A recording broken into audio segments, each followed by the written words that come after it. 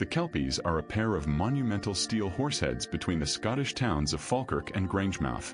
They stand next to the M9 motorway and form the eastern gateway of the Forth and Clyde Canal, which meets the River Carron. Each head is 30 meters, 98 feet, high and 300 tons. The sculptures, which represent Kelpies, were designed by sculptor Andy Scott and were completed in October 2013.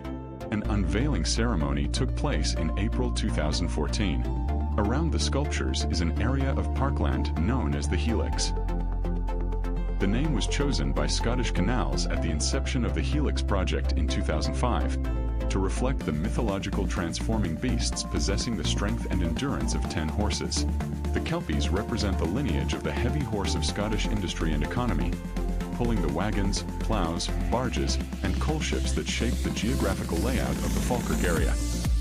According to sculptor Andy Scott, the original concept of mythical water horses was a valid starting point for the artistic development of the structures. He also said that he took that concept and moved with it towards a more equine and contemporary response, shifting from any mythological references towards a socio-historical monument intended to celebrate the horse's role in industry and agriculture, as well as the obvious association with the canals as tow horses.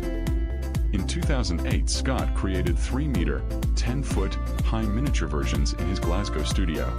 These were then scanned by lasers to help the steel fabricators create accurate full-scale components.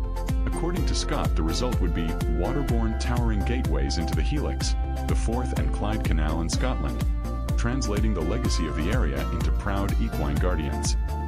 During the first year following the opening, nearly 1 million people visited the sculptures. The first routine maintenance and cleaning was carried out by a high-wire team in the summer of 2017.